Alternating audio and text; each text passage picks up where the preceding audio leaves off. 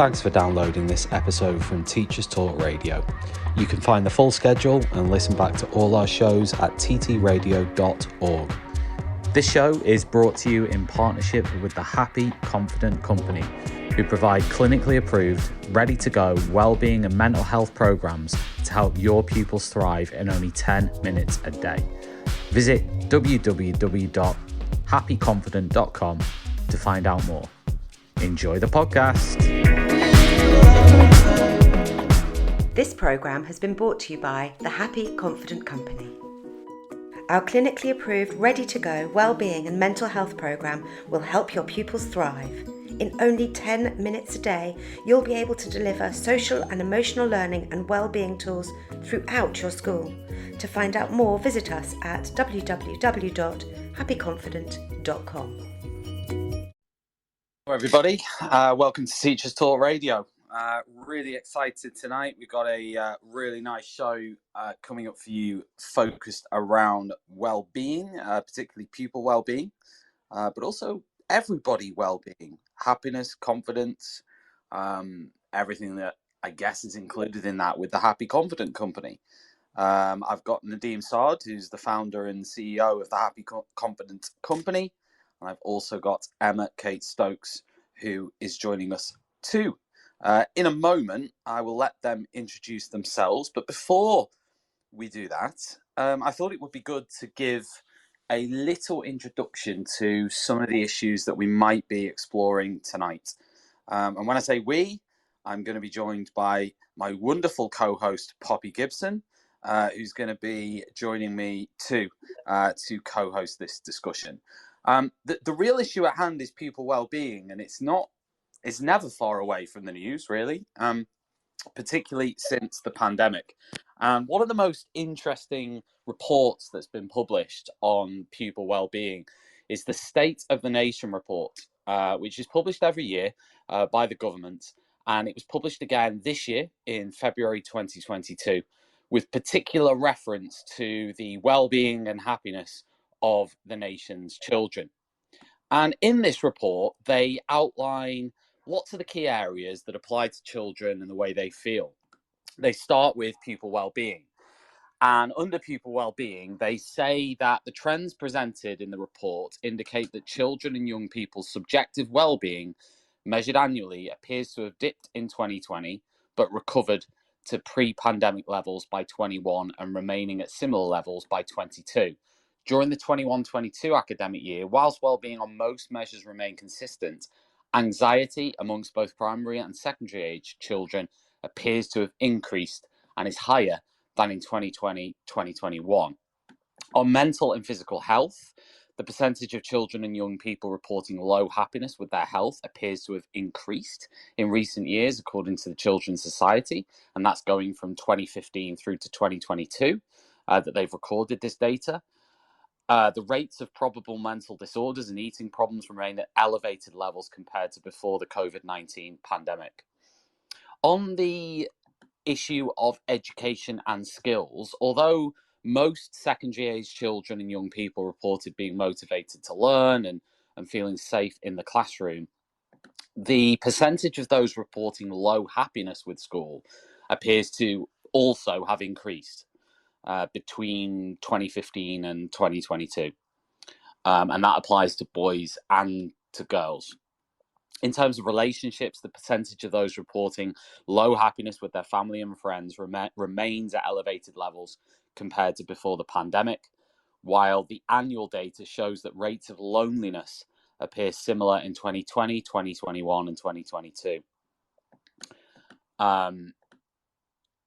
Considering children and young people's happiness with their relationships at school, around 7 in 10 children and young people agreed or strongly agreed that adults at their school were interested in their well-being, and that there was at least one adult at their school who they could talk to about the way they were feeling. So this report outlines a lot of concerns and issues, and it says, in summary, that overall, children and young people's happiness with their time has dropped. That's in terms of the time they use and what they do. That's another area, is what they do and the time they use. They're still not particularly happy in how they spend their spare time.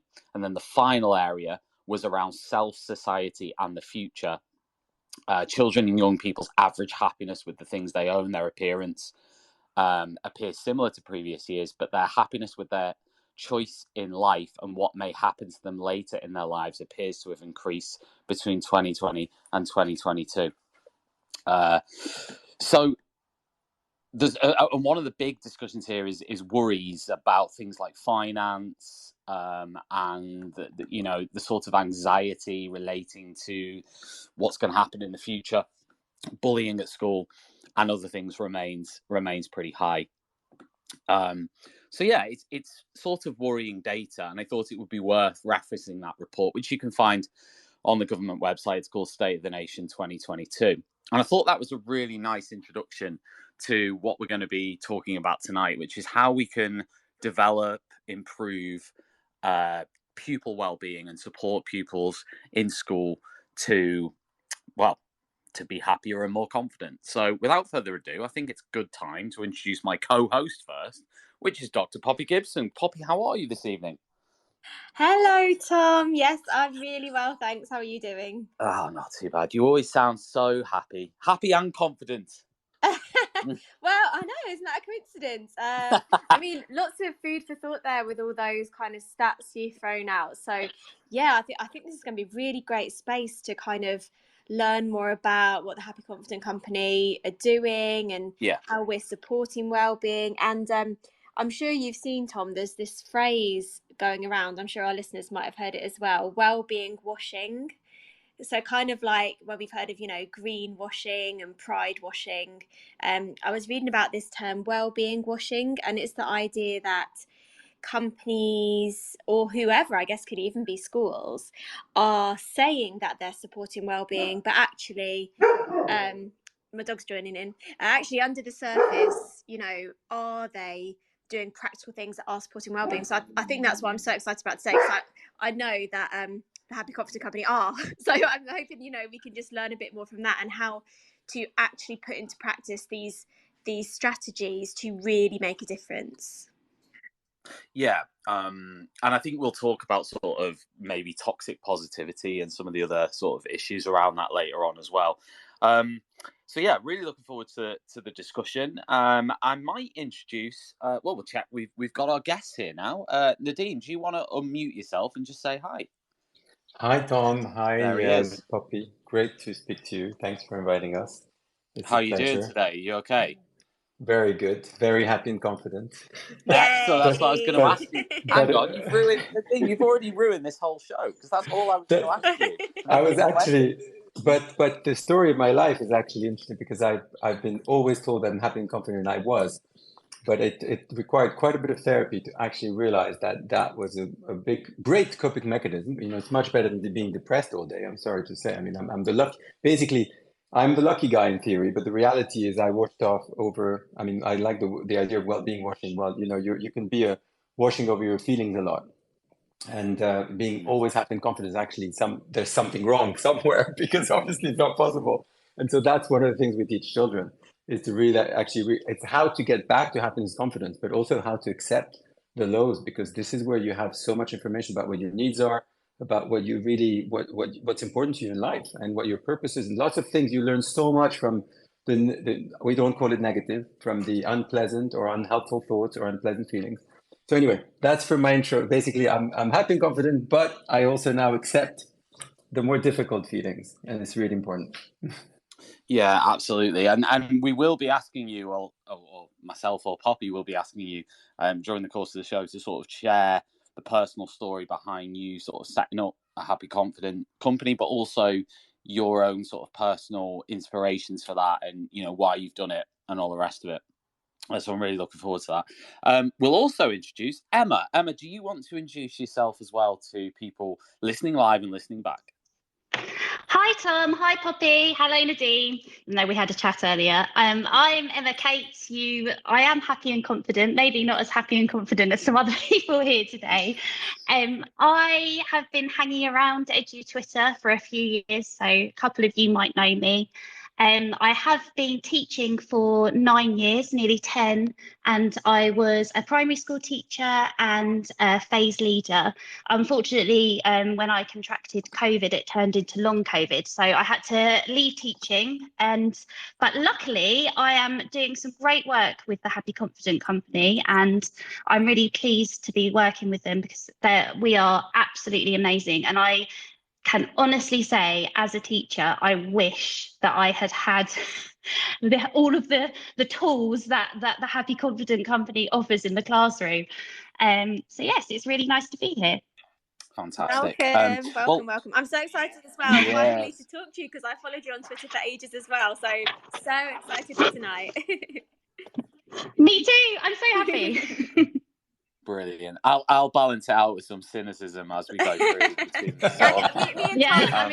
I expected that from Tom. Don't worry, listeners. I'll balance it out. Right. I was going to say, so we've talked a little bit there about some of the challenges when it comes to pupil wellbeing. So maybe just to set the scene, and I'll put this question to both Emma and Nadeem. Perhaps first Nadeem, but the COVID-19 pandemic has undoubtedly affected education globally. Can you sort of tell us a little bit, in your view, and also based on what you know, about the impact of COVID-19 on schools and students? Well, I'm not going to. Okay, Yeah, ahead, Emma, why don't you go? Yes, no, Emma, go for it. Yes, please go ahead. I think from a personal perspective, having lived through it, it was the most wild time. I remember being told that we were all, like everyone else, watching the TV at 8 p.m. on that Wednesday, being told that we were going to go to virtual learning, and there would be bubbles that we would be teaching in, and only children with key workers. And then by the Monday, we were doing it all. So we had that really quick shift to remote learning as teachers, and we had to learn whilst we were doing it, because for many of us it was such an alien thing to do. What also happened when that happened in terms of our children is, straight away, a lot of the teachers, myself included, at that time I was working in an inner city London school, we were most worried about our children eating, especially our children on free school meals, about our families being okay, making sure that everyone was cared for, what would happen to our family members who were working 0-hour contracts. So our first port of call before anything else was ensuring the care and well-being of those children. Alongside that, you then had to think about the online learning. And for lots of children that I taught, they didn't have access to the internet, or if they did, they had older siblings, and they came first in terms of priority because there was only one laptop in the house, for example. So straight away, that created a massive disparity for children across the country and the world in how they had access to their education and their quality of learning. And of course, we were doing the best we could, and so were families. But that inevitably led to increases in mental health issues, because our children and adults were socially isolated. That would increase stress. You had parents that maybe lost their jobs. Everyone was cooped up together in small spaces. And when that happens, teachers really became not only the first port of call, but a lot of the time the only port of call for those children and those families. So it really became teachers becoming a lifeline. And I know Nadine will, I'm sure, talk about the impact since COVID, but I think it's important to remember those initial days as well, and what that looked like when we're thinking about what came afterwards. I mean, what you've just said, Emma, really backs up this report, and those people just listening, just joining us, might have missed that bit. But in this report, they do say that since the pandemic, things that have worsened are mental health problems, particularly for older young people, feelings of anxiety and anxiousness, and the percentage reporting low happiness for a number of different areas of their life. So that's a quote from the report that I was talking about earlier. So what you've just said is really backed up there by the data. So Nadeem, I don't know whether you want to add anything there. Yeah, just a quick one. I mean, it's the stats that are really worrying is obviously, Depends on the stat. Obviously, different stats say different things. But what's really clear as any empirical data is actually, so one stat I really believe in is that 70% increase in mental health challenges in the last 5 years. Yeah. And that's worrying. And I can see why, because the anxiety, the general anxiety is really, I mean, has different, I could spend an hour actually just talk about this. But one thing that was really interesting, I was yesterday at Epsom College with Sir Anthony Seldon, and there was a wellbeing conference. It was a great speaker who gave that really interesting overview of why is perfectionism, particularly, that is driving so much anxiety. So we've got anxiety because of COVID. There's a real challenge where actually, because of lack of self-regulation at home, you now have children that are being excluded from school as early as year 1, year 2, because they just don't know how to manage their behavior anymore. And so it's really challenging. Teachers really need tools to help with self-regulation across the board, and that's what we'll discuss later. But so one of the understanding that I hadn't realized before is how much it's this culture of perfectionism that's now prevailing, and that's mainly due to the fact that everything's become a competition. Even cooking has become a competition. It's a bake-off. Even Love Island. Basically, you have to compete for love. You compete for everything. So what the message we're sending children is, you either win or you fail. And being average is not really an option anymore. Social media obviously is increasing that. So my biggest worry, because apart from these stats, my biggest worry is when we look at our data and because we do a lot of questionnaires in schools, is that, for example, in year 6, 7, the children are saying, I'm worried, more than 70% of the time. So when you ask them, are you worried never or always? And you put basically the stats, it's about 70%. So it's not only the mental health challenges, it's the overall anxiety of the whole system, because they're much more sensitive than adults rather than average. They take on a lot of stuff. So war in Ukraine. So children as early as 7, 8 are talking about the war in Ukraine, about the crisis, the cost of living crisis. I mean, so many things that we would have never, in our generation, would have never been, subjected, I would say, to.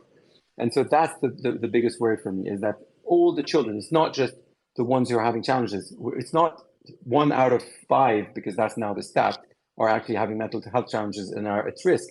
Is literally all of them have to be taken care of in a different way. So that's my overall, concern, and why we believe that mental health is not a nice to have anymore. It's really a must have. And talking about Poppy and the well-being washing, another stat that was shared yesterday is that 95%, when you interview adults and children, 95% of people say mental health is essential, but only 25% prioritize it. And that's the gap that we need to, we need to try and find a way to bridge that, because mental health should be part of everything. Yeah. No, absolutely. I was going to ask you what does that mean in terms of prioritizing it? What does that mean in practice?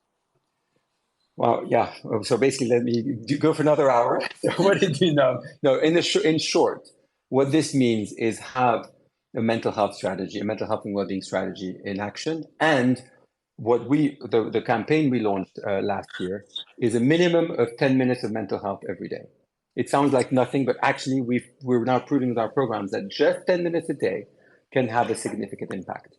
And therefore, basically everyone should have a strategy to at least talk about mental health in a certain way and well-being 10 minutes a day. And when we say talk about it, it could be as simple as teaching about social emotional learning, have some form of social emotional learning activity, and make sure that basically the feelings are really getting into the classroom, although I know there's sometimes resistance to this, but it's actually for children to be able to improve their behavior, they've got to be able to share, to let go of what they're coming with at school. And of course, if they need to be referred, then it's a different story. We'll talk about more detail. But in general, all children, and particularly, so there are a lot of internalizers, that particularly since COVID, a lot of non-vocals that are going through a tough time, and no one's identified this. And it's really important that we give them the opportunity to be able to share. And we'll explain some of the tools. Yeah. Nadeem, sorry, I've got one more. Why did you get so passionate about pupil wellbeing? What for you personally? What sort of drove that? Yeah, well, thanks. Great segue, because actually this had happened to me personally, is because 11 years ago I went into parenting and became a parenting expert, and wrote several books about parenting. And I ended up 6 years ago now. My daughter, who was the most positive child ever, went through a tough time. And so we really tried to get to understand why she was being so mean to her sisters, pretty harsh with us, her parents. And we ended up coaching her because both of us were parenting coaches. And she ended up telling us, well, I hate myself. And that's pretty dramatic for any parent to hear. But just imagine two parenting coaches hearing, wow, okay, well, that's okay. So what is it about? And actually, the main reason was she felt average, because her best friend was a gymnast, another best friend was a great ballerina. And so she felt that, she didn't really amount to much because she was average. And the second thing was she started behaving in a certain way, being quite mean. And then she associated this behavior to being a bad person, which is quite typical for a child. And she was 8. But that day, when she managed to express this, I thought, wow, okay, let me check with the school what's happening. And well, the school actually thought that she was totally okay. She was still her bubbly self. I'm like, okay, so she doesn't have anywhere to actually express this. And I realized, wow, I would love children to be able to feel safety to express themselves and have the tools, be taught, ideally, both in families and in schools, the tools to be able to share that before it becomes too late. Because otherwise, at 13, that is what leads to self-harm. Because this idea of I don't like myself, I hate myself, you obviously, over a few years of negative thoughts, well, that's what leads to self-harm and eating disorders.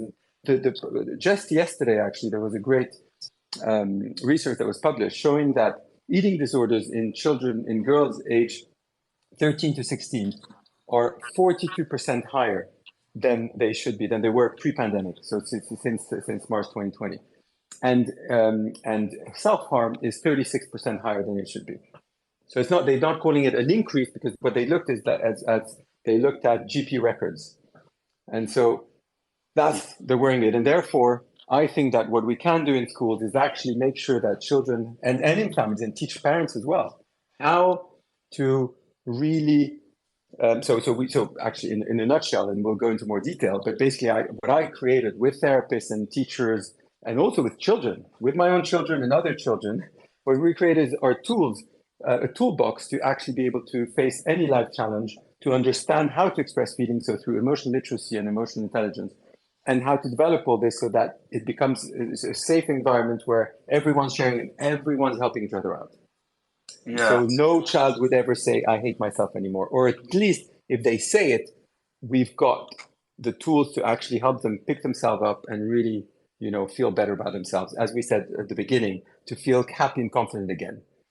Yeah, that was going to be my sort of last question before I hand over to Poppy, because I know she's got some. But I was going to ask you sort of, is that the mission of the Happy Confident? If you were to define the mission of it, is it to, in a sentence, is it to sort of improve the happiness and confidence and well-being of children? Is that the sum of it?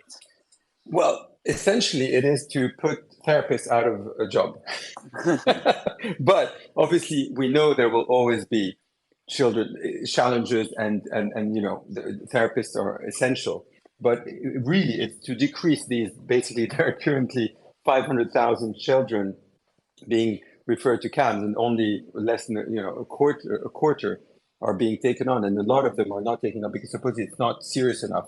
It's not, if it's not suicide, it's not serious enough. I mean, suicide ideation is not even enough to be referred. I mean, that's a crazy. I'm sorry, but for me, this is a crazy world. We've got to change this, and so the mission is really to make sure that we address this, so that there are, that we don't need to refer as many children. They really have the tools. They learn this to be happy and confident, but not all the time. Again, that's the big thing for me, is people think that it's not, positive toxicity, or what. It's actually just pick yourself up, be resilient, and actually manage to self-regulate, so that, you're going to go through all of that challenges, because life is full of challenges.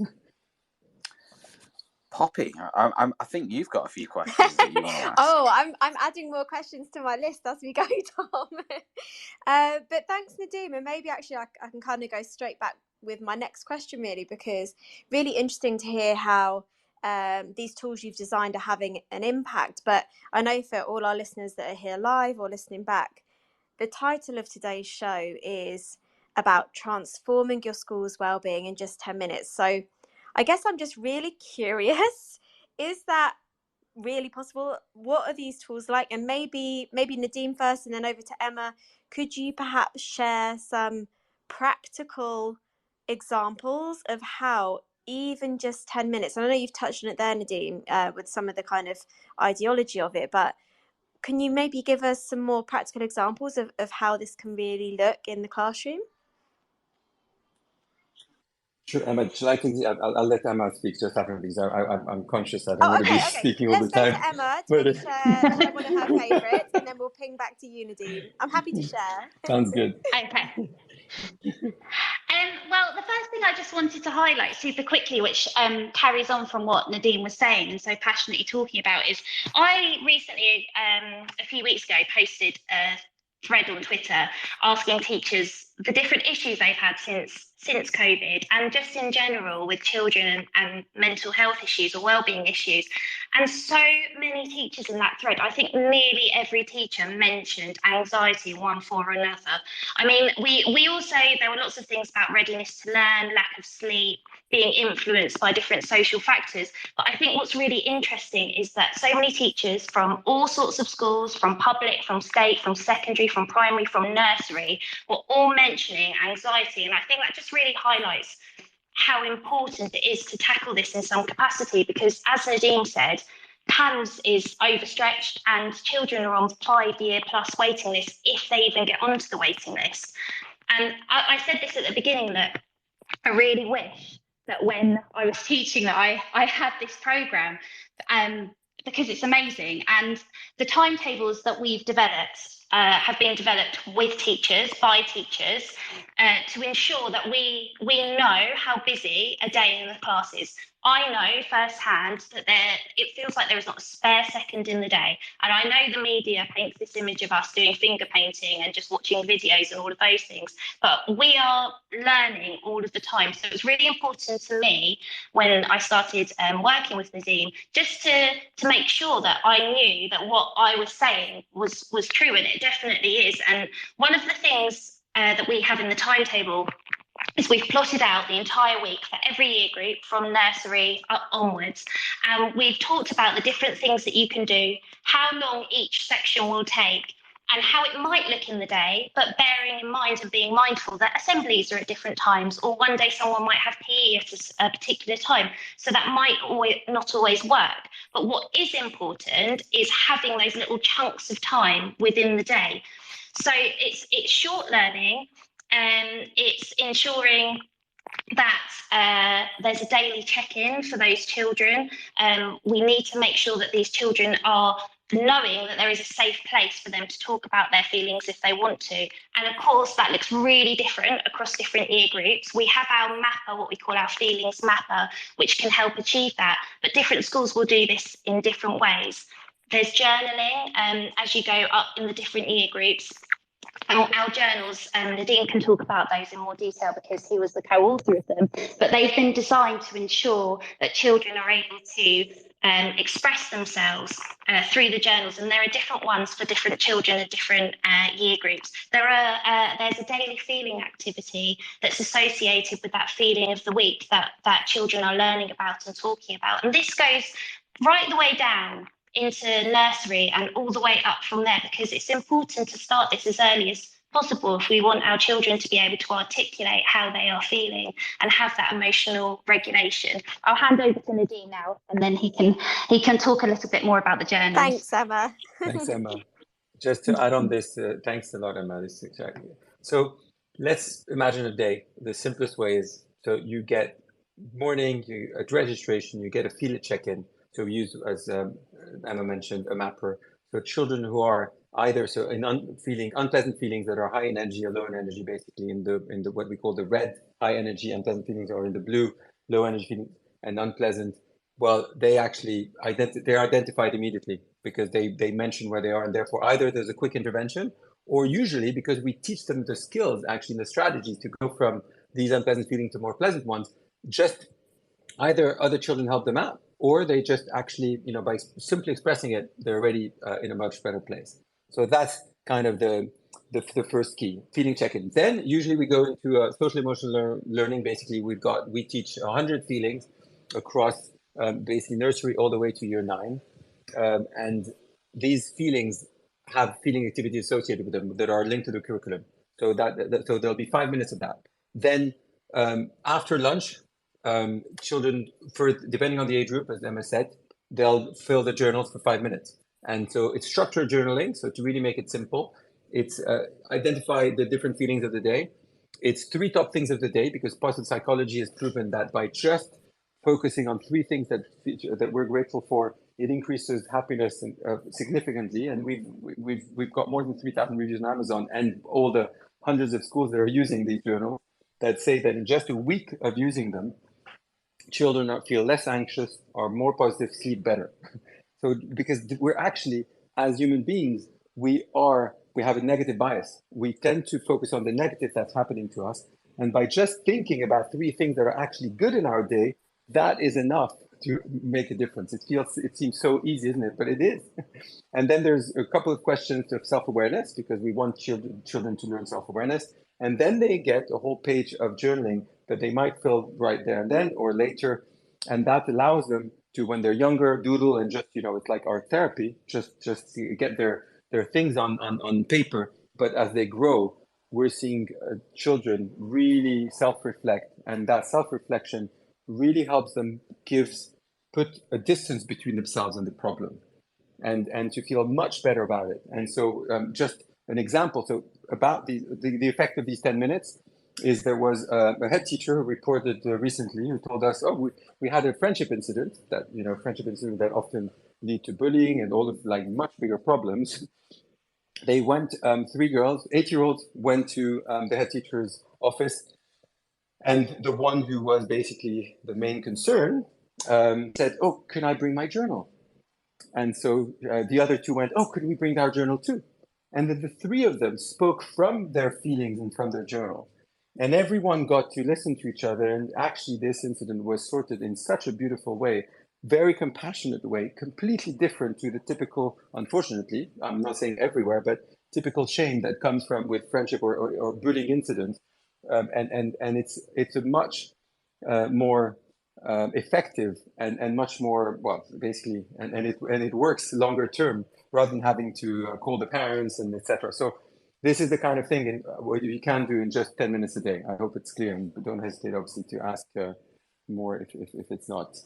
No, thank you, Nadeem and Emma. That's really given us and our listeners a taste, I think, of what your program does, and how really just 10 minutes, I mean, even like Emma, what you were saying, just having that check-in with your pupils, having that feelings check-in is so valuable. And adults as well, I must say. I always try and do that when I'm in the staff room and see my colleagues. So Nadine, that leads me quite nicely on to the next question, because I had a little bit of a nosy round the Happy Confident Company website. I must say, great website, by the way, very accessible, colourful, and it's really clear pupil wellbeing is at the heart of what your company are doing. And one thing that really kind of popped out to me was your Feel It program. I saw the little Feel It card game, which looked really fun. So I wondered whether maybe you could tell us a bit more about that and how that supports wellbeing. And also he can tell us how he bumped into me with it at the bat show and made me do it. And I was like, oh yeah, I need to hear that. I need to hear that. I was like, bloody hell, Nadeem, now? Really? And he had all these cards, he dropped them all on the floor, 50 people started trying to pick them all up for him. It was great. It was I'm just jealous now that I missed you, Nadeem. I would have loved to play the Feel It card game next year, please. Yes, well, actually, let's do it before. It's funny because it is something that I've played in all the conferences I go. I bring this pack of Feel It cards, and we end up as presenters in the conference, etc., playing a game of Feel It. And so the game of Feel It is basically to act your feelings. So what we've done is really gamify, make it really fun. to learn about feelings, as in the family or at school. So every card has a definition of the feeling, has a color to identify, as I say, whether it's an unpleasant feeling or a pleasant feeling, or whether it's high energy or low energy in the body. So it really helps identify things quicker. And thanks to that, when children mime the feelings and act out the feelings, and the other one have to guess, they're really learning at the same time. So this is one of it. But at the same time, there's more than 300 activities around the whole Feel It program, and that are adapted to each year group. So basically, obviously, the nurseries, and there's going to be songs and rhymes and fun things. You know, they're adapted nursery. As they grow older, year 7, year 8, 9. That's where they actually literally have to write mini essays about someone who's felt these feelings. So we really get them to make these feelings part of their literacy, part of their world. And what every school that has has been using rather the program reports that in very little time, we're talking 1 or 2 weeks, children are starting to help each other out when they're having difficult feelings, because one of the key aspects of the Feel It program is what we call our Feel It Team Promise. And this Feel It Team Promise allows children to, one, accept that all feelings are okay, but to also agree as a team, together, basically, we're all doing better. So, and as a team, how can we help each other out? So instead of excluding children who are angry or sad or, you know, in an unpleasant place, children immediately go towards them and go, oh, how can I help you? Or they already know because they've agreed as a team, as a class, what they're going to do to help children who are having difficult feelings. And that's completely beautiful. The compassion of and empathy of the classroom completely changes. And the children who are going through difficult times, they can actually talk about it in a different way. So one example, for example, of a 10-year-old child hit another child at lunchtime. And so the one who hit the other one basically went to the mental health lead office and said, and the mental health lead used the Feel It cards. So hopefully she didn't drop them on the floor. And so she took the cards, and the boy obviously chose angry. But then he also chose embarrassed. And she said, oh, well, so what made you feel embarrassed? And he said, well, I actually tripped on this other boy's foot, and other people started laughing, and therefore I got angry and I hit him. So obviously the intervention is completely different. Instead of looking at exclusion, she taught him the strategies. They learned together the strategy of how he can deal with his embarrassment next time this happens. And that Nadeem, can I ask yes. about can I ask about that in terms of why do you think the cards are more? Is it because the child does not need to say it, as in I'm feeling this? It's sort of more accessible, I guess, for them. Is that the Great sort of question. main benefit there? Great question. The reason I developed these cards because I realized I would go to therapy, and I would tell my therapist would ask me, how are you feeling? And I'd say, I think I am feeling, which is not exactly the right thing to do. Obviously, you don't want to think about your feelings. And I would justify why I thought I was feeling in a certain way. And I didn't really manage to access those feelings. It was very difficult for me to express them. And so what these cards do is actually you use a different part of your brain. By just looking at the feelings, you're actually not using the same part of your, the thought process is different. Well, it's not a thought process, it's actually much more of a perception, of a proprioception. And therefore you pick the feelings in a much different way than when you're thinking about your feelings. So that's a really important. And what we teach children is what we call interoception, which is actually, and they love you learning a word that most adults don't know about. So I'll explain what interoception is, because when we ask most people, they don't know. It's one of our 8 senses, because we don't only have 5. And it is what we could call our 6th sense, because it's the ability to feel sensations in our body. So it can be hot or cold is part of interoception, feeling hot or cold in the body, but also feeling our feelings. And what's amazing is when we teach children to feel their feelings and to identify them in their body and to then let them out. What's amazing is actually latest research on neuroscience shows that they only last for 90 seconds in the body. So actually the reason why we could feel depressed, etc., is because every 90 seconds, we're actually restarting the thought process that keeps us in this negative, unpleasant feelings. Wow. We can, as human beings, actually convert in completely get out of a negative feeling in 90 seconds, because biologically, what I used to do, what I had learned before is that cortisol stays for a long time in the body, etc., when it's released. But actually, if you deal with it in 90 seconds and you just change your thoughts or your and your feelings in consequence, you can recover from it a lot faster. So when you teach interoception and how to feel the feelings and therefore to name them, there's also neuroscience shows name it to tame it by Dan Siegel, famous neuroscientist. He proved that by just naming a feeling, but more specifically than just happy, sad, or angry, which is the three typical, that we use. When we name a feeling more specifically, then it reduces the intensity of the feeling in the brain, making it a lot more accessible, more controllable, and therefore enable us to go from use these 90 seconds to just go, okay, I've named it. I know I'm feeling this, but now actually I want to feel a different way. And and we can access that too. So that's the Poppy. I want to ask you before we move on to the next sort of questions. Okay. A question for me. I want to ask you. I want to ask you a question. It's like school and stuff. Obviously, you don't have to answer it. At school and stuff. Were you okay with talking about your feelings, or do you think something like this would you have needed that, or do you think it would have helped you? I think to be fair, I think it would have helped me.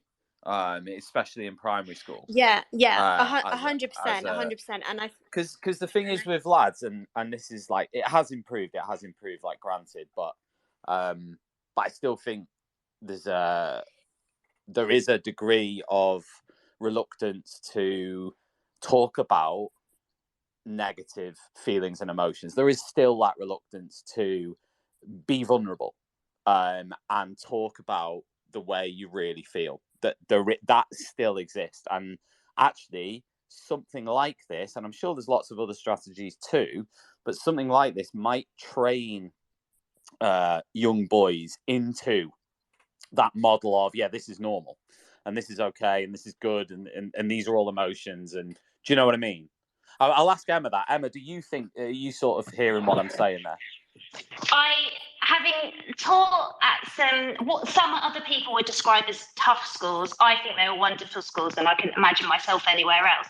But having taught at those tough schools my whole career, I really think that if we can encourage our young children, and boys especially in some instances, to be able to normalise articulating their feelings and understanding, like Nadeem said, there's no shame or embarrassment around having those feelings, I think you would see a reduction. To be quite honest, I think you see a reduction on CPOMs for a start. I think you would be spending less time typing up CPOMs incidents, because I think children would feel more validated. And I think it's a word that's used quite often, but safety, I do think there's a lot to be said. And we talked about this today on our LinkedIn profile, actually, about psychological safety in the classroom and the huge impact that can have on learning, but beyond learning, on being able to live a life beyond the classroom without an increased self-regulation.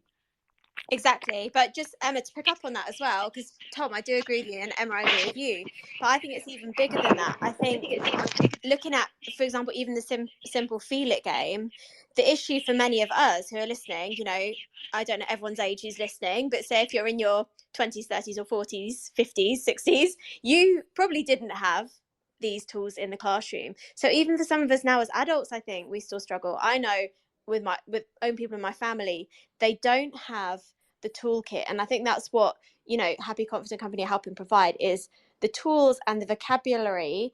And so even like, can you imagine at the end of a staff meeting, instead of just cracking on, but get out the Feel It cards, and encourage us also to say, yes, we love teaching, but what are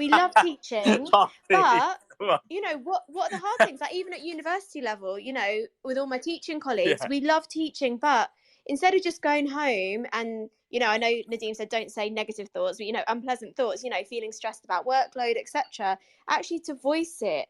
And I think that is so healthy. And just remembering not everyone has the actual vocabulary and the actual words, or even they haven't even reflected that deeply about it. So I think to answer your question, Tom, I think it's even bigger than that. No, I didn't have it at school, but let's not live with regrets. Let's think how we can use this more widely now. And I think even with adults, even with my university students, a lot of them didn't do GCSEs. They've come through the pandemic and being disadvantaged. Like, I could see how these tools could be so useful for everyone in education. I'd be nervous at the end of my lessons though, giving it to kids. They'd be like picking relieved every time and holding it up in my face. Relieved. Do you know what I'm saying? I can't be dead. No, relieved, happy. Start of the lesson, I'm sad. End of the lesson, happy. It's like, did I do that, or is that walking out the door?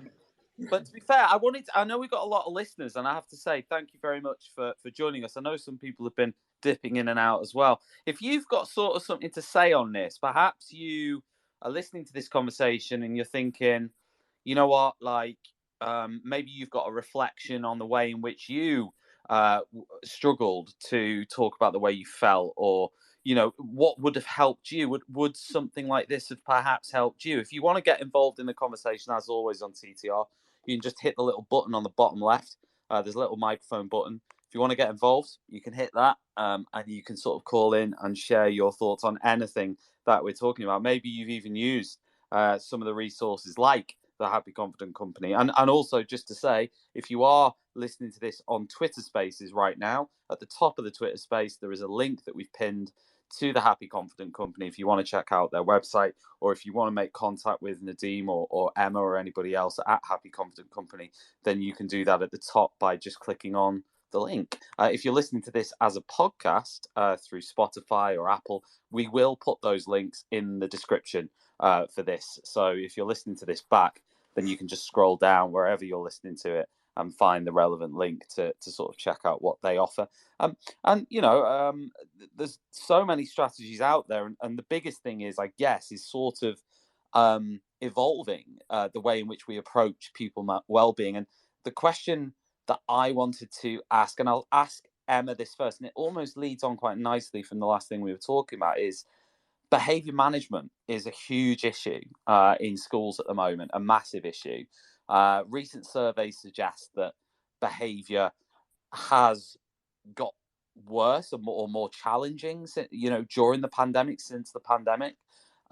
So how do you think a programme like the Happy Confident Company's programme, or other programmes like it, or other strategies even, if I want to ask you in a wider sense, how could the Happy Confident Company help teachers spend less time on classroom management, behaviour management issues, and also promote positive behaviour among pupils? I'll ask Emma first on that. Well, firstly, I think it does lead on really nicely, and I know I've talked about it a couple of times, but just to go back to the very beginning for anyone that's joined, we talked about the huge impact COVID had on children's mental health, on their emotional well-being, on physically, whether they were eating enough food, all of those things.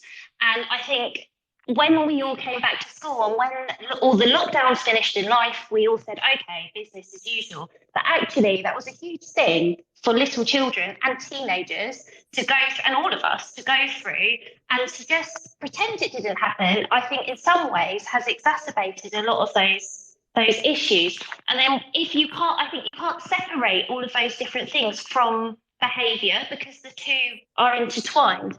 And actually, if we're developing those self-regulation skills, if we're fostering emotional literacy that we've been talking about all evening, and resilience, we're reducing, not increasing, definitely not. We're reducing those stress levels for the children that we teach.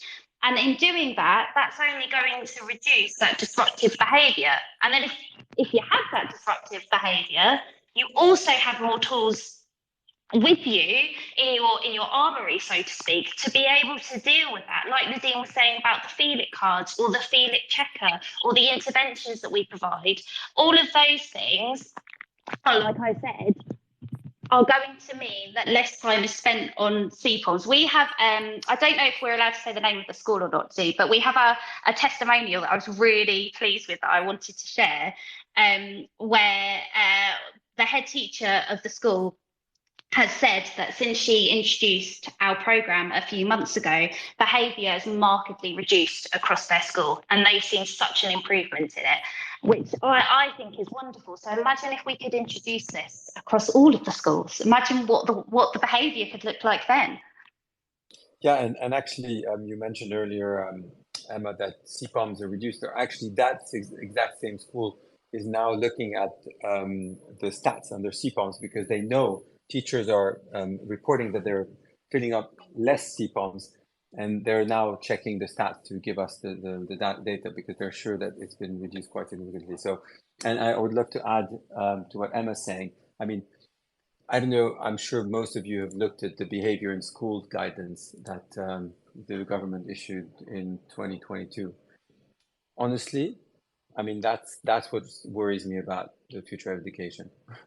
Because if at this stage, you know, with all the psychology, all this neuroscience, everything that actually is you know, all this research has really significantly improved in the last decade, that actually the government can recommend still all these kinds of basically carrot and you know the carrot and stick approach with exclusions, with suspensions, with removal from classrooms, and detention, a lot of things that actually have now proven to only worsen by the way, sorry, let me rephrase this. There are obviously situations where a lot of these things are necessary because you can't, you know, have in a classroom someone who's very disruptive. But there's so much more that has to be done to prevent the behavior. That's what we're talking about here. Is prevention is better than cure, but actually it's not just prevention. Is prevention and cure are necessary, and prevention and cure are much better when there are basically the staff and particularly teachers have the tools to help children find the reason for their behavior. And that does not mean ask why, because why is actually something that can often make a child even more anxious because sometimes they don't know why they didn't, you know, they didn't do what they were supposed to do, what they should be doing. But instead of it's what and how questions, and using again tools like Feel It are really helpful. But we didn't even talk yet about our Happy Confident Me TV program, which is with teachers the 10 key life skills. It's a whole video program presented by Emma Willis, and it teaches 10 key life skills all the way from self-awareness to acceptance, passing through mindfulness, compassion, creativity, you know, growth mindset, understanding, basically positive thinking, interoception that we already mentioned, failure, so how to learn from mistakes, resilience. So it's important to develop all these life skills in children. And we do this, again, coming back to the 10 minutes, it's just 8 minutes of episodes where not only does Emma Willis present wonderfully, but also a lot of testimonials from children help children understand that other children are also going through this tough time. They also have the negative thoughts, this inner bully that we all have, or the negative, the unpleasant feelings, but that we can all recover from them. That we either can ask for help, or that we can also find our own strategies to reconnect with ourselves and to feel better. And that's what's really important for behavior. Ultimately, this is what I think it's such a bigger thing. And it's not behavior management should be basically we should teach that children in order to feel when they feel better they behave better. So that's why well-being has to be at the heart of education, is because it's time for children to feel better and then do better and behave better. I think one of the key things as well here is it's quite nice to hear that these activities are sort of you know, very manageable in terms of time. And one of the things that I sort of discussed on a previous show actually about this activity is, I think it was with Brent actually, who's here now. We were talking about how it could be used during form time, for example, in school. That many schools in the UK have. Obviously, we have some international listeners who may be listening back to this or live, but form time essentially is what happens in the morning or sometimes the afternoon in some schools where students gather with their form tutor or their pastoral tutor. So it's something that could fit quite nicely in that period of time. There's multiple strategies there. Before I pass back to Poppy, who's got more questions, I wanted to ask briefly, and I'll ask Emma first, how does the Happy Confident Company specifically cater to the needs of children at different stages of their education? Well, I actually was involved in developing the nursery program. If you follow me on Twitter, you'll know that early years is my passion area. It's where I feel the most happy when I'm teaching. And it's where I'd be And most petrified and scared. I'd be wiping snot. I'd have like a big sort of cross on my t-shirt, and it would say "Oh, snot." honestly, Tom, if you put me into a secondary school with a group of 15-year-olds, I think I'll probably cry. So Well, I you'd need understand a that you'd need a feeling. no abuse t-shirt, and I would have a no Yeah. snot t-shirt, and we could, like, if we did an exchange, we could wear those t-shirts. And never the twain shall meet. So I was involved in that. And what was really important to me, and what was so great about working with everyone, because everyone was on the same page, is we have to ensure that those youngest children, and I'll talk a bit more about the older children in a second, that we're building. It's the foundation stage, isn't it? So we're building those foundation blocks, and actually we start with our feelings, with our more basic feelings, and we build on them, and we evolve them over time and over into different year groups and across those year groups as well. So that everything it's a fully fledged curriculum. Everything is built on what was going on before. And within that, I mean, it's weird to talk about it in this sense because it sounds so academic, but there are actually quite a lot of what I'd call retrieval activities within that to ensure that that learning is really embedded in the children as well. But within our nursery programme, and our reception program, we make sure that we know that continuous provision is paramount in the early years. So we ensure that not only do we have our very small teaching time, and it really is really small in nursery and reception because we know how children learn in those year groups. And that can also be done in small groups. It doesn't have to be whole class teaching. But alongside that, we have our areas, the different areas related to our different energy colours. And we also provide lots of different provision activities and examples. We're also aware that in nursery and reception that those teachers are the most inventive of all teachers, and they will probably have lots of their own amazing ideas to go alongside that. But we make sure that we provide a really cohesive selection of different activities that can be put within the provision that are going to enhance and embed that learning. When we move further up the school, that's where we're evolving the emotional learning and the psychological need. We've taken into account the psychological needs of those children as they grow. So Nadine mentioned our HCTV, sorry, that's my long COVID kicking in there, program hosted by Emma Willis that is for our older children so that they are able to understand those in terms of character challenges and the development of greater mental health challenges in our early secondary years. And I'll hand over to Nadine as well because I'm sure he's got some things to say. But yeah, not much to add other than it's really so because Emma had mentioned before, the journals are adapted. So you've got a journal for year 3 and 4. We've got a journal for year 4, 5, 6. Another journal for year 6, 7, 8. So we've really looked at and because we've worked with a lot of children, so we've literally adapted all the resources, all the activities to the right correct age group. And so we'll start early on with feel it time and circle, which is the equivalent of circle time, but talk about feelings and understanding feelings and emotional literacy. And then as they grow, we're adding, for example, we've got a mindfulness program and connection tools. So as they grow, we include more of these. So affirmation cards, conversation cards. As they grow, then we have the journals, and then we've got, as Emma said, the Happy Confident Me TV program, and then we've got more journals and more activities. So it's and more embedded in the curriculum. So literally, because the tools are really about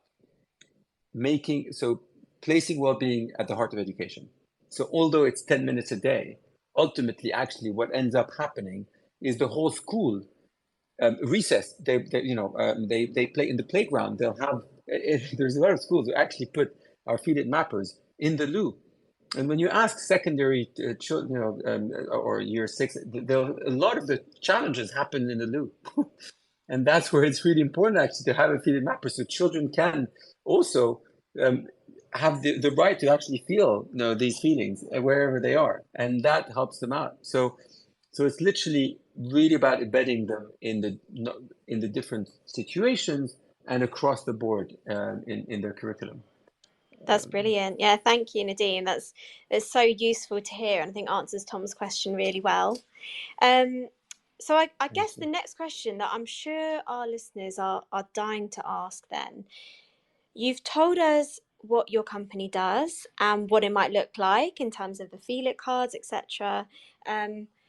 I guess I'm really interested. Have you kind of got any real success stories? Maybe this is one for you, Nadine, but Emma, feel free to chip in. Any real success stories, or maybe feedback, some kind of tangible feedback from schools that you could share with us to really show, how brilliant this has been. And side note to add, I really agree with everything both of you are saying. So just I would love to hear how this has been so well received by schools. Thanks. I mean, we've already shared quite a lot, but in summary, so a great example. Yesterday, I had a webinar with a head teacher from the school, and he was sharing basically what they had experienced in their school. And so, apart from the examples I already shared, so generally, and it had only been 2 months since they started the program, and so he was saying, we went on a school trip, and the children would come to me because he accompanied the children, year 6, and year 7 children were telling him, "Oh, we're missing our journal." Basically it had become so much part of their lives that the children, that not expressing themselves, not having that with them, was a challenge. So it's just to explain, obviously, but generally speaking, what he said was, even the teachers, because there's always teachers who are not going to like this, and think, oh, we have so much on our plate, we don't want an extra thing to do. But even the ones who were basically did it grudgingly and not happy about it, all said, you know what, we must admit, this has been really amazing. And what has been amazing in summer is that it's seeing children be able to really express themselves in a very accurate way, much more productive way, and seeing their behavior change, and more compassion, and helping each other out when they're having difficult feelings, and all of that means that it actually reduces, as we said, with the reduction in CPOMs, and it actually therefore, for the ones who are using CPOMs, but generally basically better behavior, and therefore the teachers actually have more time to do what they do best, which is to teach and to have more time with the kids, and not spend their time with admin stuff or basically dealing with behavior. And that in itself is obviously a revolution. But then what the head teacher was also mentioning, and I give other examples, but it was just so recent that I want to share this. He was saying, we had 2 year 8 children, 2 boys, like rugby players, quite solid in that. I would have never thought that they would ever speak about their feelings or anything. They actually came to his office and they said, look, we're quite concerned by a friend of ours and his mental health. And so they called the parents. They dealt with the incident really, really, really beautifully, really well. And basically things have already improved in just a matter of a week or 2.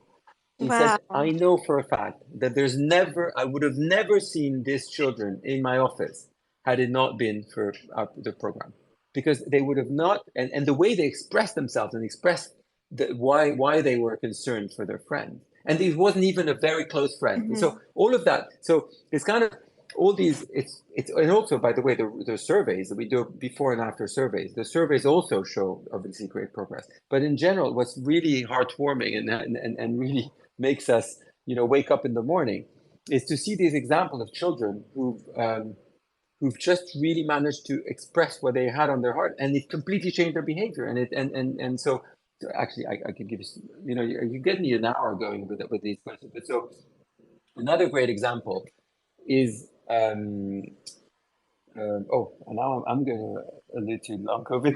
Nadine, do you want I've given it to you. I just suddenly I had something in my mind. Please go ahead, Emma. Yes. I think I know what you were going to mention, because we were talking about it earlier. But I'm sorry. First of all, sorry for passing my long COVID brain freeze over to you. But one of our schools is talking about one of their year 4 children in primary who's going through a really tough time. And he had, they set up peer mentors. So he had a year 6 peer mentor, which I think is wonderful. You And got he it. started bringing, Exactly. That's yeah, exactly what I was going to say. I knew great minds. And he started bringing his journal with his year 6 mentor. And he wanted to fill it in when he was with his year 6 mentor, because that was able, for him, that was how he was able to express himself. And by writing things down, actually, his situation and his behaviour and all of the things surrounding it, all of those things improved. And the other thing I love about this school is it's just, they've embedded the programme just beautifully so that everyone across the school is using the Feel It language, and that it's down to them even having specially appointed TA ambassadors who are beyond the 10 minutes a day are actually working with children with the resources, because they think it works so well. They want to do even more because it's helping their school so much. My favourite thing that they said was that their SATs was the calmest it had ever been around the school, which if you're a primary school teacher, you understand. Wow. Oh my gosh. Okay. So can I just say, when I asked the question, have you got any positive feedback? I think Nadeem and Emma should just said, yeah, literally everyone we've ever worked with. Every Actually, pupil. thanks. You're right. Exactly. You're right. Actually, thanks, Poppy. That's exactly Everyone. right. We'll just put everyone for that answer. Okay. But you know what? I know at the start Tom was joking that I'm always very positive. I'm gonna go in now. I apologize in advance. I'm gonna mention rather contentious issue. I'm gonna bring in the O word, Ofsted. And I didn't want to Okay. say it, but I've said it. Ofsted, because this all sounds great what you're doing. But we know Ofsted is something in most of our mainstream schools. So I'm just wondered really there, it's great. We're also happy and positive. Ofsted, something we don't always find such happy and positive thing. I guess there's one for you probably, Nadeem. What is your view on Ofsted in schools? I was going to say it's one for Emma, but I'll quickly I'll give you a brief. Yeah. I'll start briefly because it's obvious, as you said, it's a contentious issue, and there's been a lot of that. But so I was at the Times Education Summit a couple of weeks ago, and we were talking about this, and they had all these key recommendations for Ofsted and the changes. And in summary, what really is so important is to go from the box ticking exercise to really feel support. All the children, the teachers and head teachers, what they want is actually really feel supported, and it's only getting worse. That's why obviously so many teachers are leaving the profession and all, and it's so sad. And that's only reinforced by the attitude of box ticking exercise and not actually focusing enough on well-being of staff, well-being of children, just creating a better environment. So, but it's like what we're creating for children, in my opinion. What Ofsted needs to create is this support system so that all the staff and all the schools feel supported rather than that they're dreading the next time they come. It's a simple, I mean, it seems so simple, but that's what has to be done as soon as possible. And well-being has to become at the center, not just for the pupils, which obviously they could really help with that, but also for the staff, and not having that basically living out of fear of when they're next going to come, but instead feeling, oh, when they come, actually, they may help us with this and that, and not being failed for one paper missing, or that these incredible stories that we hear and that don't actually make much sense for the future of our nation, of education in our nation. Yeah. So Emma, sorry, I'm going to just go for it. No, don't say so. I'm glad you answered first, to be honest. I mean, from a personal perspective, the last school that I worked at before I left teaching was a wonderful, wonderful school, and our head teacher genuinely placed staff wellbeing at the heart of everything. I couldn't have worked at a better school. I love that, Emma. So that's so refreshing. Well, I love it, and she was amazing. But even the MAP that I was working for, you're still constricted by Ofsted. So even though our school was amazing, our children were happy, they were learning, they were embedding their learning, everything was going so well for us. I still remember as a subject leader and a phase leader the immense pressure I felt to gather my paperwork, to make sure I knew things, that I had checked like my notes in case Ofsted came in, so I wouldn't be caught out. I would be on the Facebook group seeing what people said Ofsted had asked them. If my friends had Ofsted, I'd say, what happened? Give me a rundown. I'd be reading Ofsted reports. And that was in an environment where actually I think my well-being was the best it's ever been. And I can't imagine what it must be like for schools that maybe have had a prior requires improvement and are dreading Ofsted coming, or feel like they really have to justify themselves, or haven't had great results for whatever reason.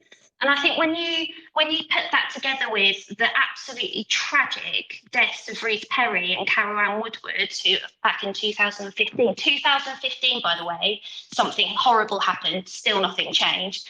And you put that, I just think something really has to change. And yes, we completely, I understand as a company, and for me personally as a human, that Ofsted really should be involved in the safeguarding. I think nothing is more important. The safeguarding of our young people is just paramount.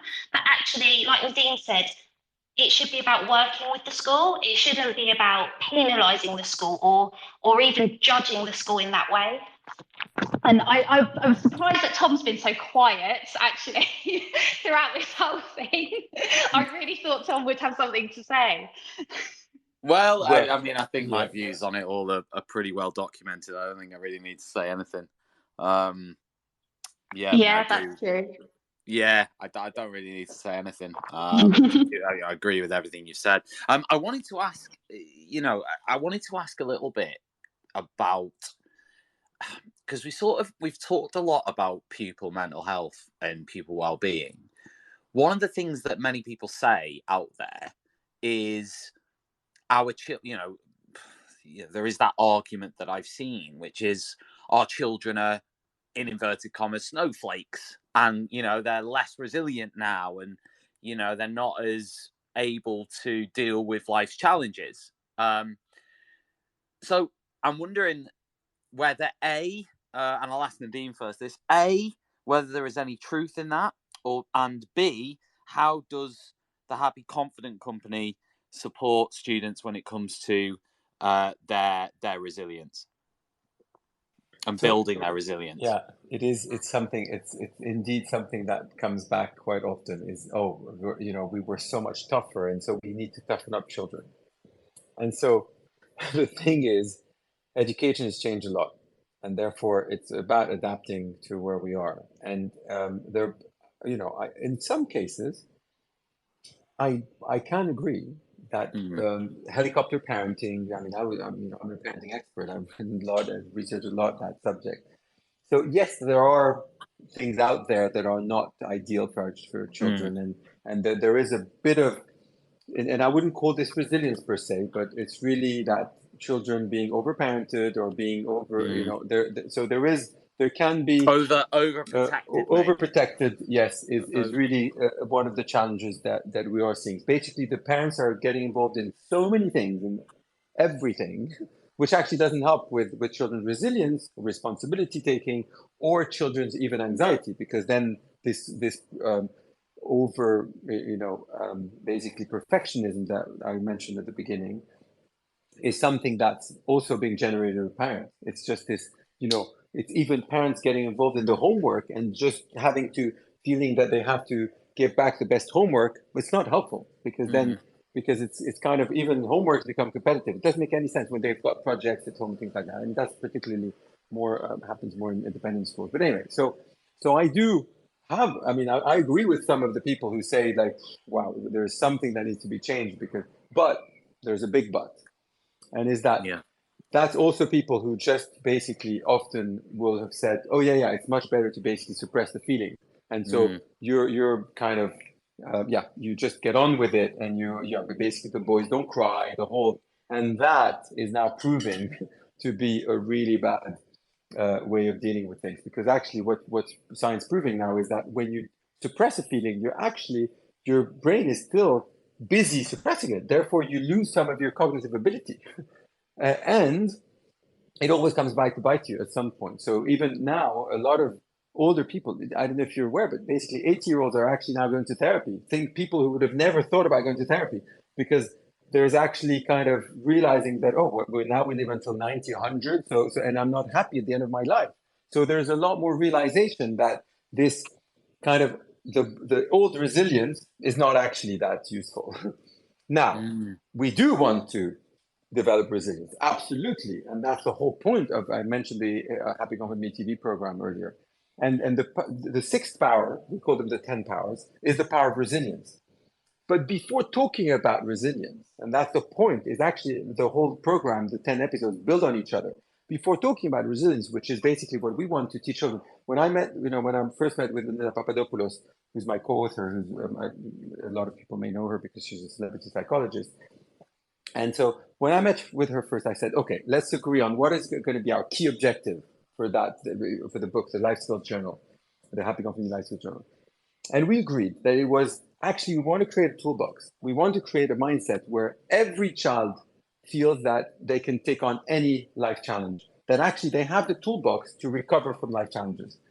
But in order to get to this resilience, there's actually all the rest that has to be built first. And the rest is, I'm talking about becoming detective of your thoughts, being detective of your feelings, have tools to self-regulate these thoughts and feelings, and basically to become more emotionally resilient, and then to learn about your brain and about the fact that you've got neuroplasticity. So basically that you've obviously the whole growth mindset theory that most people know, and the fact that basically if you build new neural pathways, and therefore you can be good at anything you put energy and effort into through practice. And then before the power of resilience comes the power of failure, which is teaching children that actually failure is okay, that the most successful people have failed more than average because they took risks. But they managed to recover from these, and they learned from their mistakes. And then finally comes the power of resilience. And then what we teach them is actually they have to fail quite often to learn to bounce back, to develop further this resilience. So you see, it's important that we don't take resilience out of context. It's something that requires actually to be vulnerable, to feel the feelings, to understand that we can go through challenging times, but to have the tools to recover from this. And this is what the whole program is about, how can I pick myself up when I'm really going through a tough time? So we are developing resilience, but in a slightly different, quite a different way than what was called resilience in the time, in the old times, which was, come on, pick yourself up and don't even feel or think. It's going to be okay. I mean, the story of my life, I mentioned earlier, I was happy and confident, was because I was always told, oh, come on, you have no reason to not feel happy and confident because you're so lucky compared to others. And it's true. I've been very lucky, but that's not helpful. I was born with ginger hair, so there was a perfect reason why, that I wouldn't feel that. But I think this is the perfect segue in, actually. Emma, I wanted to ask you, because what Nadim's sort of talking about there is being kind to yourself.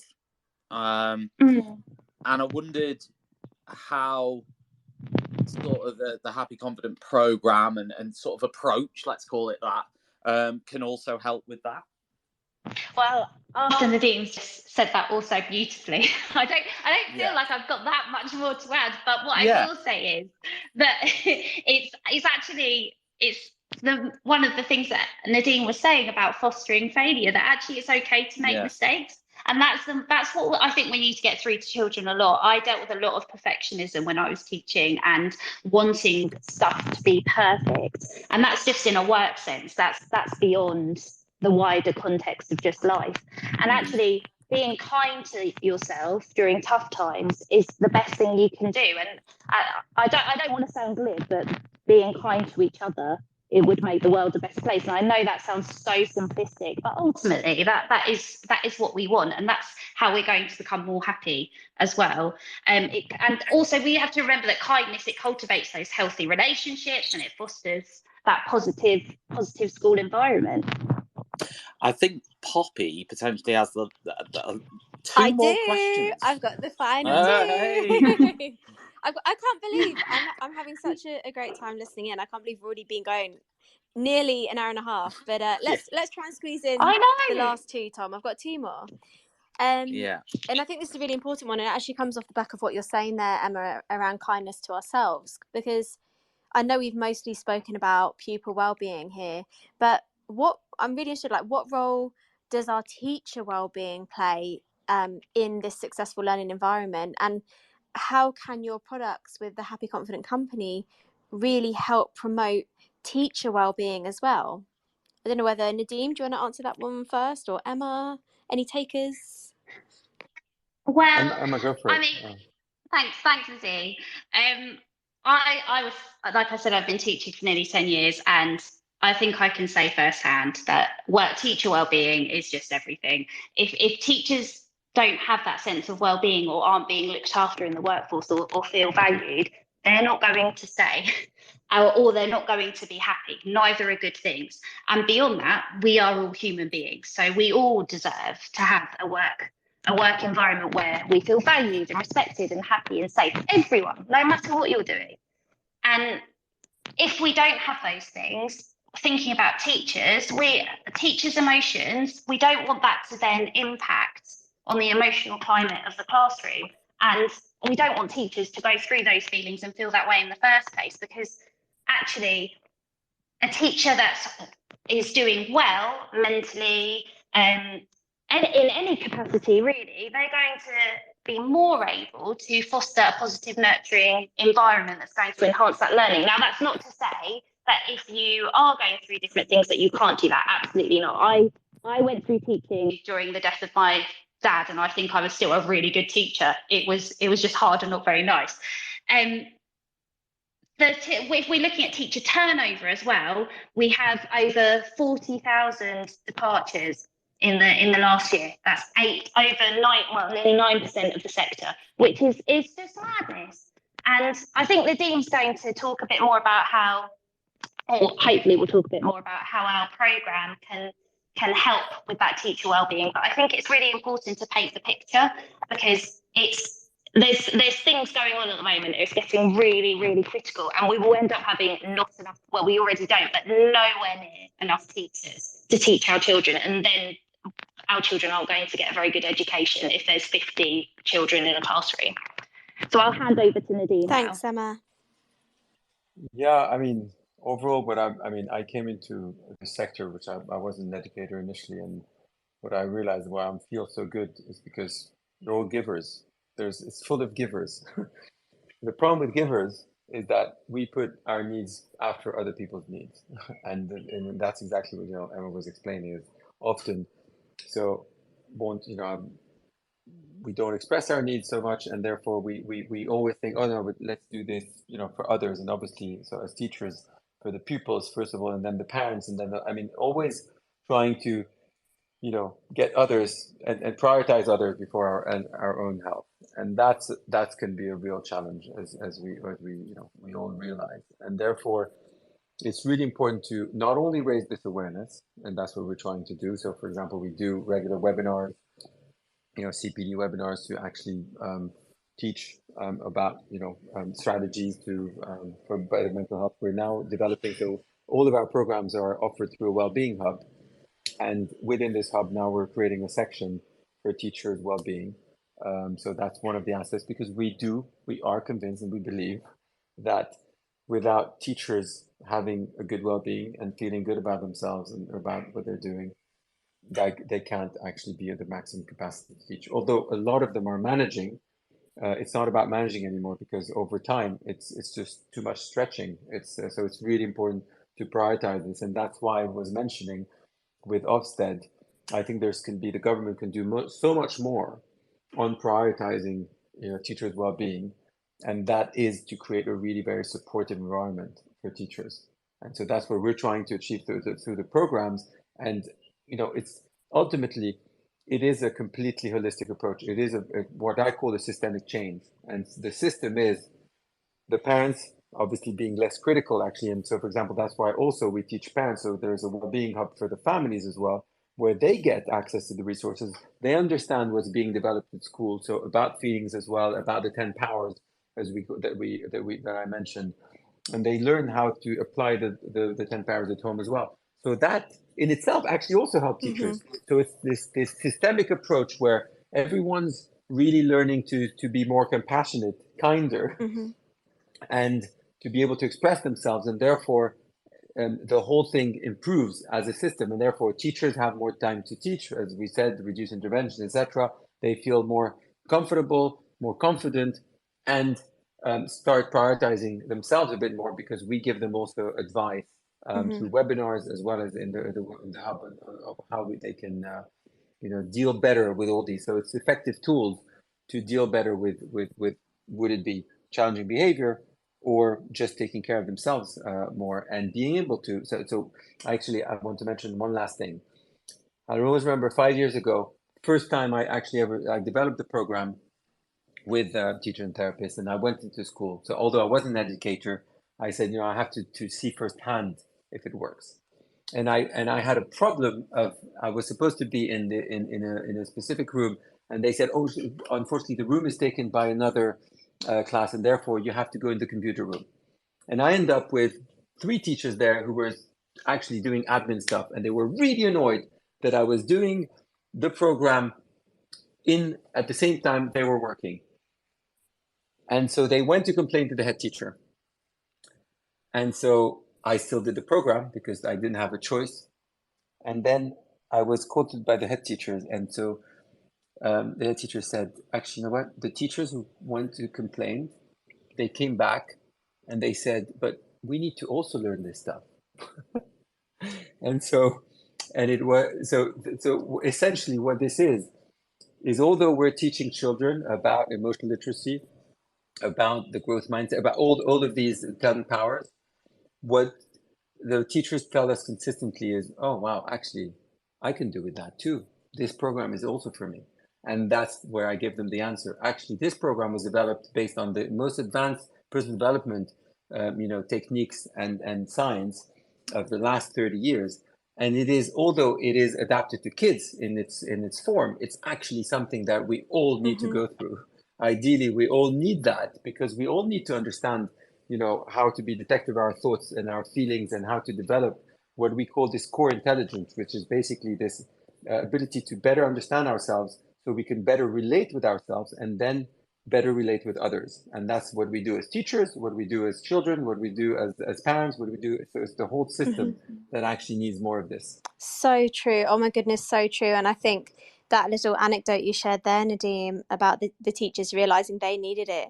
It's that, classic thing, put on your own oxygen mask first, then help others. Because I think, as Emma's rightly saying, we're at a bit of a crisis point in education at the moment, but teachers forget how powerful they are. And I think sometimes we feel like that power and that autonomy and that professionalism is taken away, by the boundaries we have in teaching. But I think, so, something like this reminds us, your company reminds us the power we have is inside us, and we owe it to ourselves, don't we, to focus on our well-being as well. Fantastic. And I think, true. Nadeem, just brings you to the final question, which I think I'll send to you. For any educators or schools listening who are interested in your programme, how can they get involved? And just, I'm aware we're very near the end of the session, but what sort of support can they expect from the Happy Confident Company? Oh yeah, I'll keep it short. So we have a modular approach. So for example, we really, although all our tools work for every child, we also cater for more specific needs of, if a school tells us this is the kind of challenges I have, but typically for behavior, then we'll recommend, the module that works. So the 4 pillars effectively are the Feel It program with emotional literacy and social emotional learning. There is the journaling program, which is gratitude and reflection, and we mentioned the journals. There's the life skills program, which is the journals as well as Happy Confident TV that I also mentioned. And finally, there's the connection tool, which is basically mindfulness. We've got audio meditations that are very powerful, only 5 minutes, and they bring kids back to learning, to their best learning zone. We've got conversation cards, affirmation cards to start the day positively. So it's a whole set of things, but essentially we adapt it to the school's needs, and we're keep it very reasonable, because we want every school to be able to access this. So we've got funded programs for state schools that allow them to get this, quite cheaply. We're talking from £1 per pupil for the Feel It program. So really, really very reasonable. So like we're talking £30 a class to get a whole set of, incredible resources, all delivered through the Wellbeing Hub. And so and the journals are 50% off for the schools, etc. So really keeping it, and so the best way to access this is to inquire through either going on our website, www.happyconfident.com, or clicking on our Twitter handle and they'll have more information, or also just email schools@happyconfident.com. And we offer a lot of free resources, as I mentioned, some free webinars as well. So it's not, and we offer best practices of, for example, as peer mentoring programs. So there's a lot, and just get in touch, and there's the school, actually great for end of year. If anyone's interested, we've got a school happiness challenge, which is an amazing way to actually look at, to use some of the tools completely free. Ooh. And it's a whole week of activities that teachers love to finish the year with. Wow. Well, so don't hesitate to contact us, and we'll give you the school's happiness I mean, challenge. I know most teachers that I know love happiness and love challenges. So let's go. School's happiness challenge. So thank you. Yeah, everyone listening, give them a follow, Happy Confidence C. Follow, have a look on their website and get in touch with them if you're interested. Thank you so much, Nadine. I'm going to hand back to Tom now for the final 60 seconds, I think. Fantastic. Thank you. Massive thanks to Emma and Nadine for tonight. A huge thanks to everybody who's listened along live. Many people have. Thank you to those people who are here now, the likes of Shannon and Ian and Celie, Jolene, Miss D, Miss Prosser, Matthew.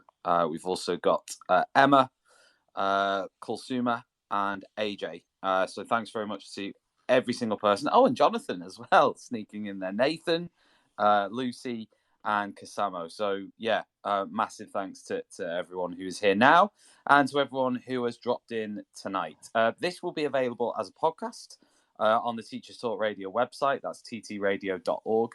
It'll either be available tonight or tomorrow for you to listen back to and share with anybody else who you think may find the Happy Confident Company's programs and the other issues that we discussed tonight of interest. So look out for that. You can follow it on any podcast platform, so Spotify, Apple Podcasts, any of those to listen to this. We will also leave the links, the relevant links. So anything you've missed today will be in the description for that show. And also look out for the blog as well over the weekend, which will follow this show and contain even more information and examples from the Happy Confident Company of what they do.